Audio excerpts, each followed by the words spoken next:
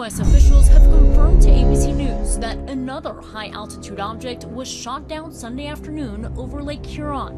According to one official, it was shot down by a U.S. military aircraft. Today's incident comes one day after another unidentified object was shot down on Saturday, according to officials. This one over the Yukon in Canada. I also spoke with President Biden and confirmed together that we will continue to do everything necessary to protect the sovereignty of our shared North American airspace. It also comes on the heels of the U.S. shooting down a suspected Chinese spy balloon off the coast of South Carolina on February 4th after it traversed the United States.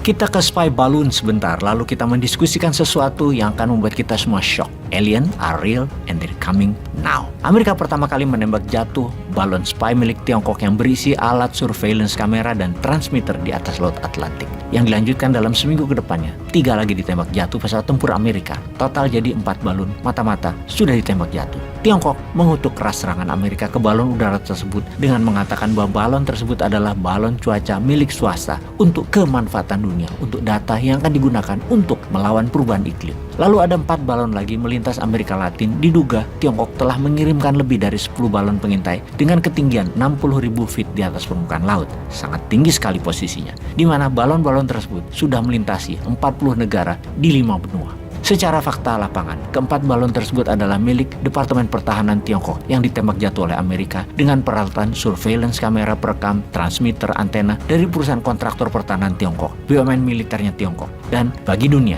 bagi kita semua, itu bukan balon cuaca. Kembali ke posisi terbang balon yang 60.000 feet. Itu jauh di atas penggunaan air traffic, namun tetap sangat berbahaya jika menabrak pesawat umum. Aviasi penerbangan komersial dan pesawat tempur biasanya menggunakan altitude atau ketinggian antara 30.000 kaki hingga 40.000 kaki di atas permukaan laut. Kita detailkan sekarang tentang spy balloon. Mirip zaman Perang Dingin Soviet Amerika, pesawat U-2 adalah pesawat surveillance pengintai yang beredar di angkasa di mana Amerika menggunakannya yang dibalas oleh Soviet. Kali ini Tiongkok duluan melakukannya terhadap Amerika, di mana Amerika membalas dengan menembak jatuh semua yang lewat Amerika. Tiongkok mengutuk keras Amerika atas tindakan tersebut. Ada yang menarik, baru saja hari ini terjadi, di mana Tiongkok menuduh Amerika membalas dengan mengirim 10 balon mata-mata ke Tiongkok yang dikejar oleh jet Tiongkok dan ditembak. Semua itu membuat hubungan Amerika dan Tiongkok memanas. Oke, tunggu sebentar. Kita ini new mind, kita kuat data dan kita kuat di analisa. Kita perdalam lagi. Ada 10 balon di Tiongkok dan Amerika setelah menembak 4 buah balon selama seminggu ini juga menembak jatuh objek yang tidak diketahui, lebih dari 5 buah. Ini apa bedanya ya? Ada objek, ada tembakan, ada balon.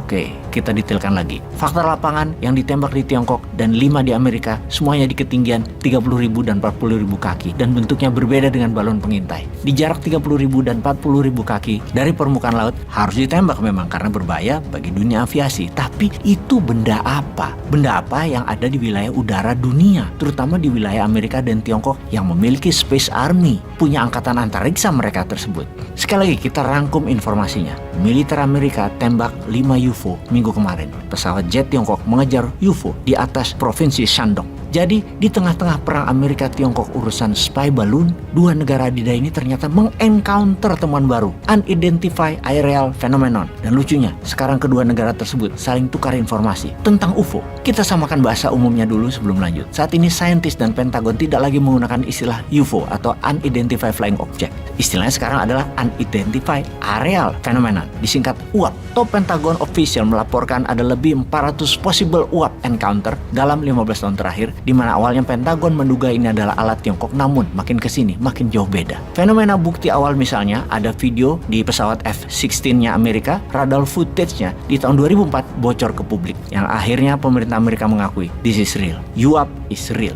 Agaknya fenomena UFO mulai terungkap. Makhluk lain tinggal di galaksi lain mulai banyak tertangkap data. Bahkan semua UAP dalam video footage Pentagon semua memiliki kesamaan. No heat signature, no sonic boom, the flying object defied the law of physics, atau semua benda melayang tersebut melawan hukum fisika bumi. Semua berkecepatan cahaya atau lighting speed, mampu bergerak dari water to air atau dari air ke udara dan dari air to space, dari udara ke angkasa. Sampai saat ini belum ada yang sanggup menjelaskan teknologi UAP tersebut tersebut apa? Kongres Amerika sudah rapat di tahun 2024 ini sudah 4 kali dan mengatakan UAP is not man-made, unidentified aerial phenomenon, bukan buatan manusia, maksudnya manusia bumi. Kalau hal itu makin banyak dan makin nyata, maka ancaman terhadap manusia meningkat berkali lipat. Belum diketahui asal flying objects UAP tersebut ekstraterestrial atau ekstradimensional originnya atau asalnya. Tahun 2021, Departemen Pertahanan Amerika atau DoD, Department of Defense, rilis laporan rinci yang mengatakan bahwa ada 100 UAP sighting tertangkap kamera. Kemudian Kongres membuat pernyataan resmi agar Pentagon fokus pada UAP.